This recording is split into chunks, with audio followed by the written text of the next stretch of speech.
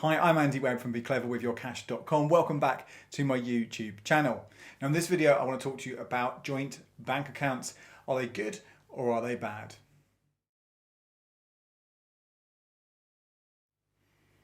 So let's kick things off and explaining very simply what a joint bank account is. Well, you know what a bank account is, you've got one, you know how to use it, you know everything it does. Well, a joint bank account is just one of those which an extra person or people are using in exactly the same way, which means they can put money into it, they can spend money from it, all those kind of things. But essentially, it is your account but joint with somebody else. And it doesn't even have to be just one person either. Some accounts will let you have maybe 2, 3, 4, or 5 people all having equal access to that bank account, also equal responsibility, which I will get onto in a minute.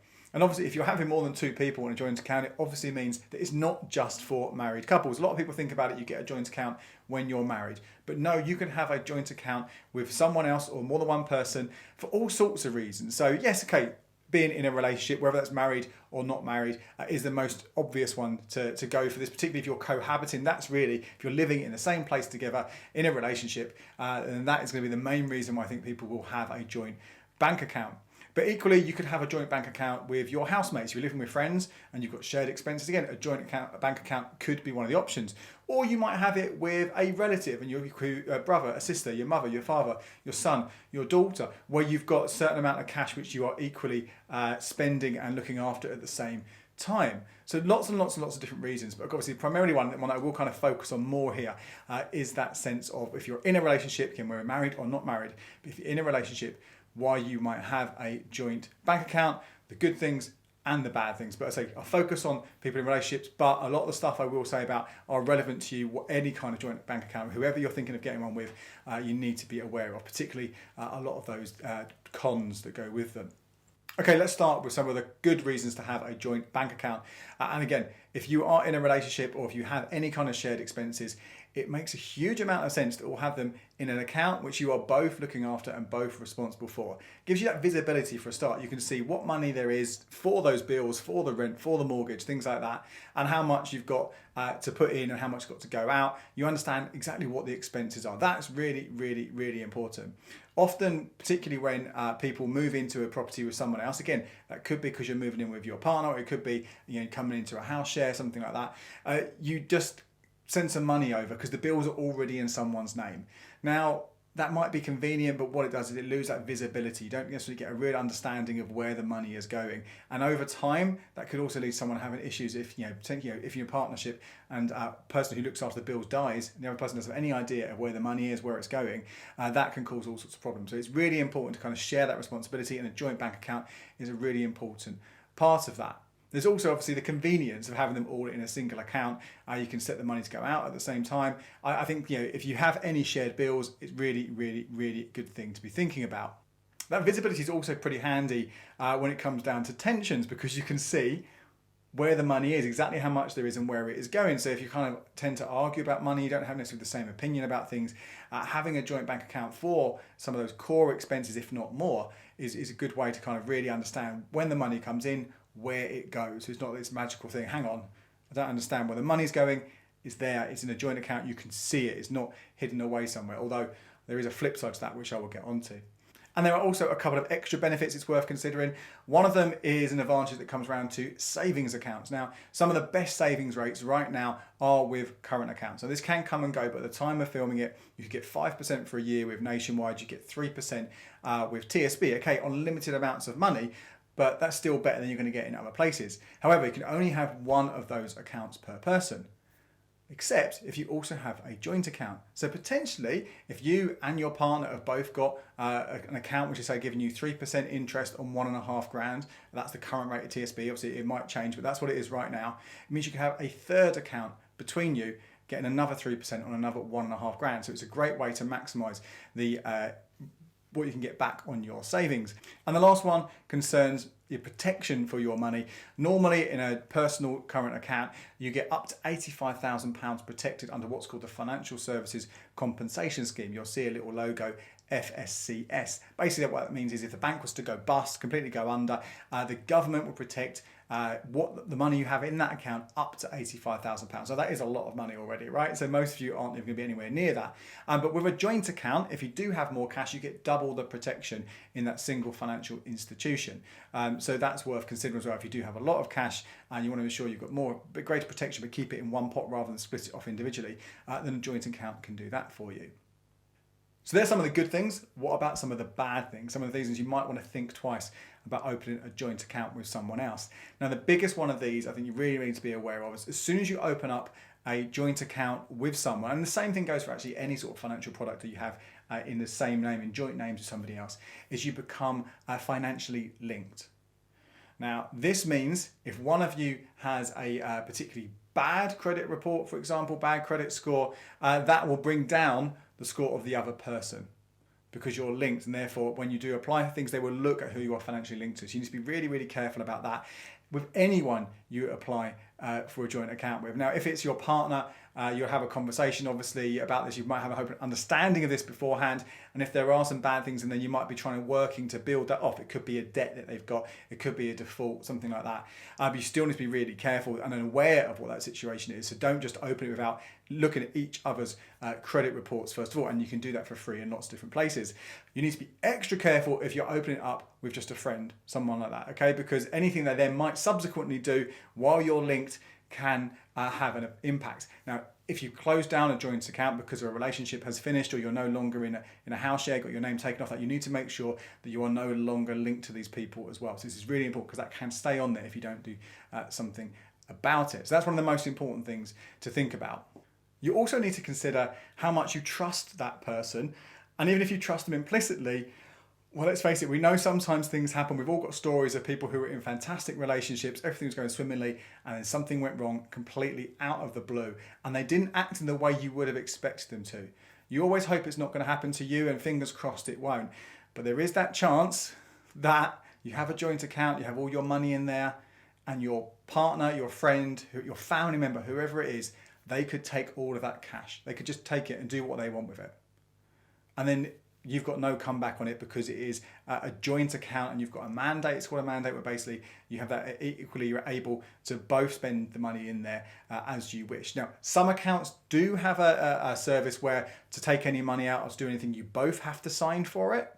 But in the age of ATMs and internet transfers and things like that, that's a bit more, is less practical. Those protections can be there if you are worried about it. But I'd say if you are particularly worried about that kind of thing, then maybe you need to think again about having a joint account in the first place. But be really, really careful about that. No matter how much you trust them, there is always the risk that this could happen. And you need to be very open to the idea that this is what you're doing with any money that you put in that joint account. Likewise, if you've got an overdraft ability in that account and they start building up those debts in there, you're equally liable for that debt as well. Just because the other person spent the money on that joint account that made you overdrawn doesn't mean that it's not your problem, okay? So you need to be really, really, really aware that those are some of the big problems.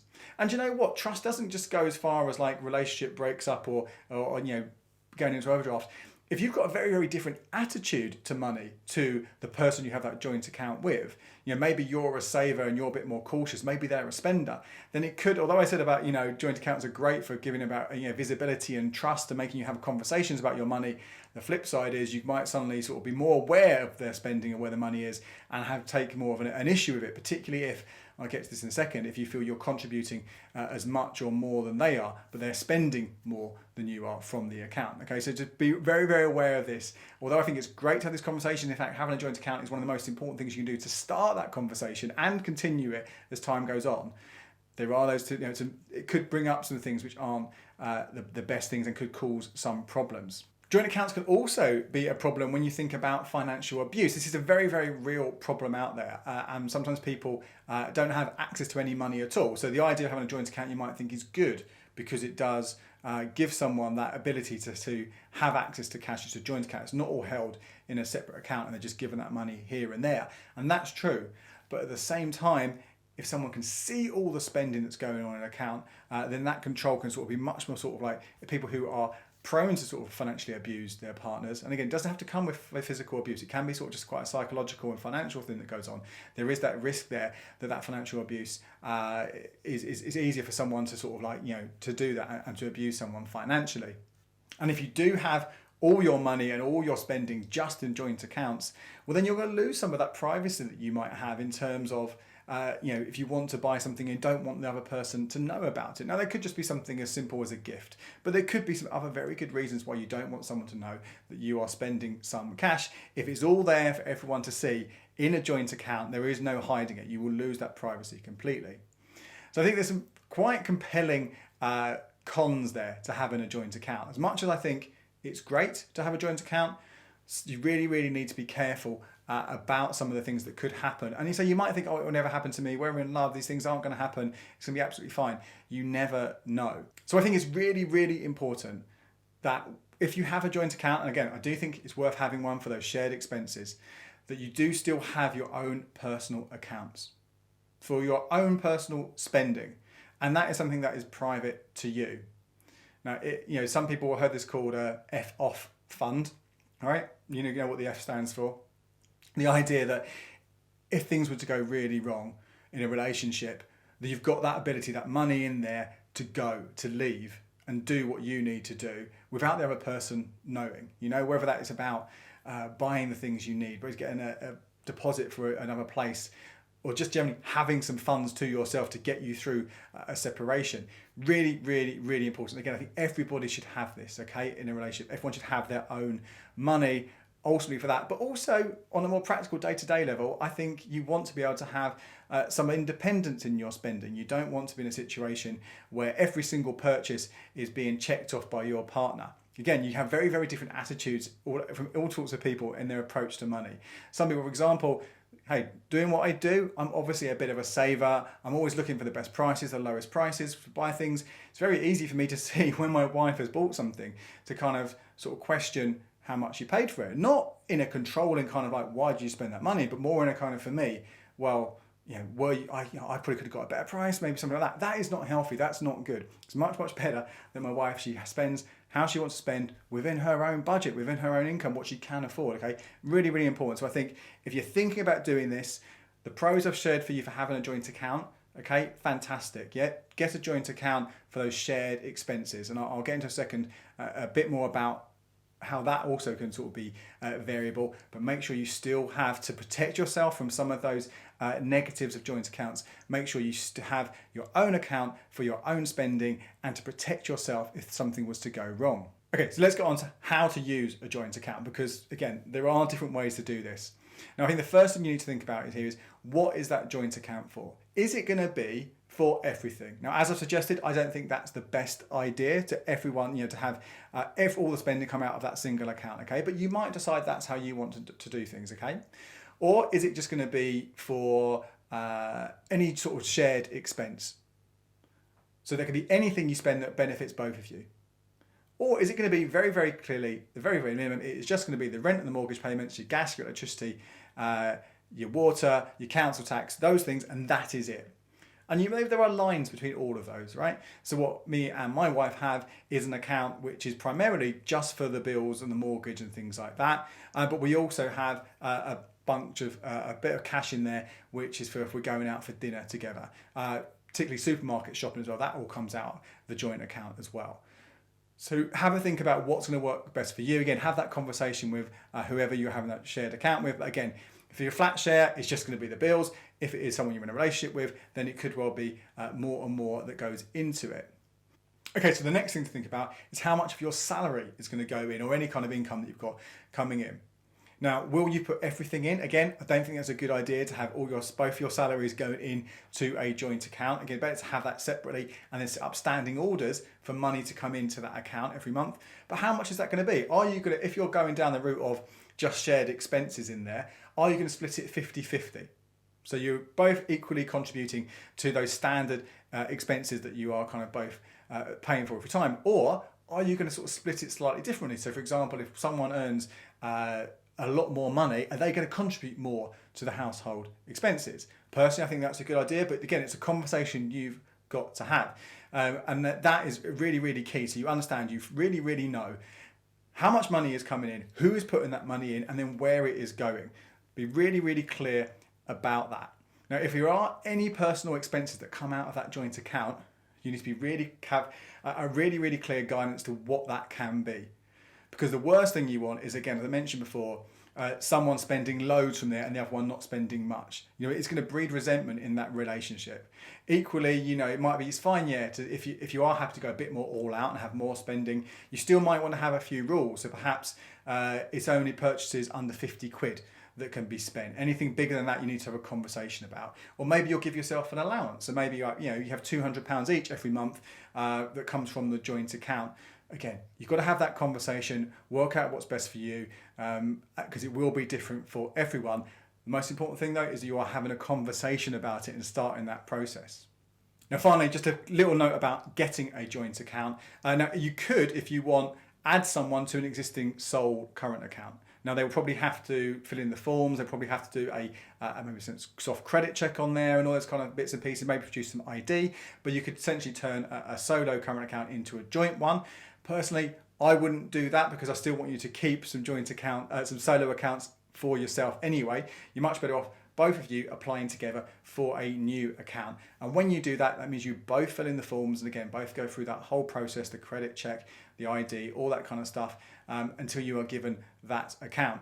Now, when you go through that process as well, which is another reason why I think it's good to do this together, is you'll also both get the opportunity to set up your online banking and your app banking details. If they don't do that, make sure that you both have access individually to the account, because there's no point having a joint account with both your money going in but only one person really knowing where it is going and having the opportunity to monitor it. Okay, so there you go. That's a kind of a quick bite-sized guide to joint accounts. In summary, I think they're great things to have, particularly if you're in a relationship when you have got shared expenses, but you need to be really, really careful about what it means, both in financially linking your credit reports. So if one person has got anything bad on there or does something bad, it can affect the other person. And there is also that risk that if something does go wrong in the relationship, they could run off with all your cash or even put you into debt on the overdraft, and you won't have any kind of comeback on that. Now, please do subscribe to the channel if you haven't already. Hit that notification bell so you don't miss any videos. And let me know, do you have a joint account? Let me know in the comments below how you've experienced it, the good and the bad. I'd love to find out. Until next time, cheers.